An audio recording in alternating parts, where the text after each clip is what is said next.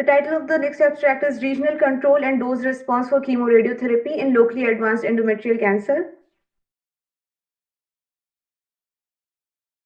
As of now, limited data exists for nodal control in clinically node-positive patients of endometrial cancer who are not candidates for surgery. 3 studies have been carried out by Harvard and MD Anderson.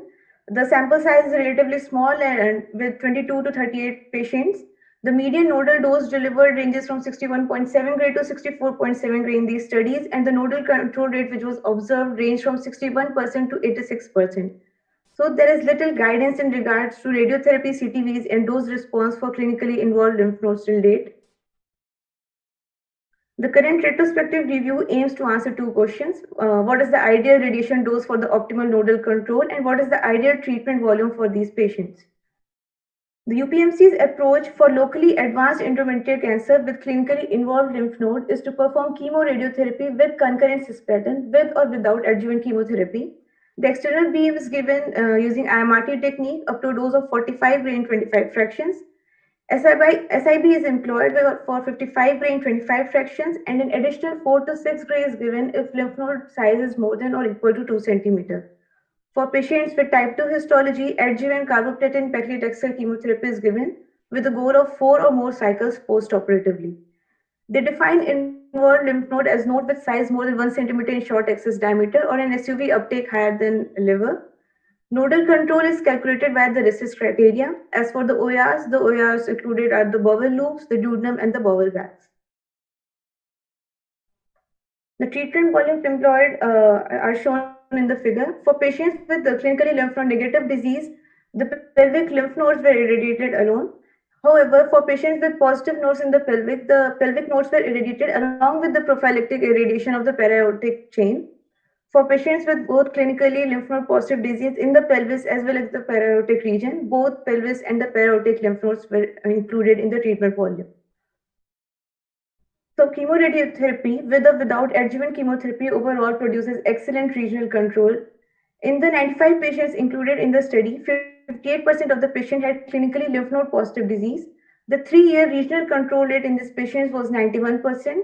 Additionally, in patients with clinically lymph node disease who were treated with pelvic only field, the 3-year para-aortic lymph node control tended to be 100% for patients who were staged using PET-CT.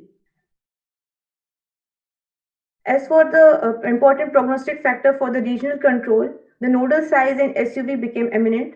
The lymph node size, which was smaller than 2 cm, had a 3-year regional control of 100%. Similarly, an SUV of less than 10.6 expressed a 3-year regional control of less than 100%. Sorry.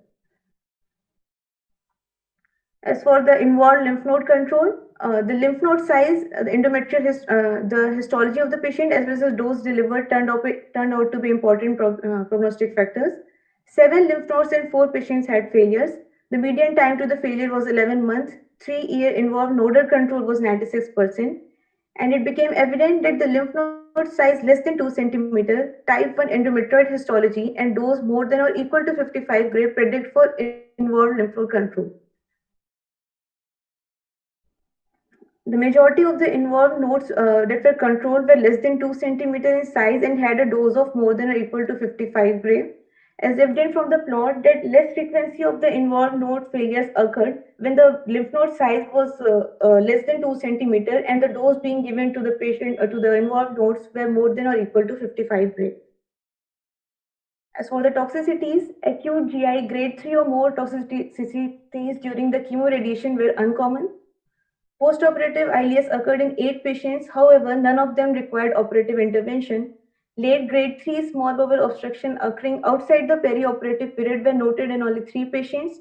No grade 3 or higher duodenal complications were observed. In conclusion, it is the largest study to examine regional control rates with chemoradiotherapy in gross unresected lymph nodes of locally advanced endometrial cancer patients not suitable for surgery. The nodal failure rates are low despite clinical nodal burden and low rates of limited nodal resection. Dose response noted for involved nodes of at least 55 gray in 25 fraction, with consideration for higher doses in patients with bulky nodes, that is size more than or equal to 2 cm should be given. And as for nodal failures, no nodal failures in clinically lymph node negative patients undergoing PET staging suggested that pelvic radiotherapy is sufficient in clinically lymph node negative patients. Thank you.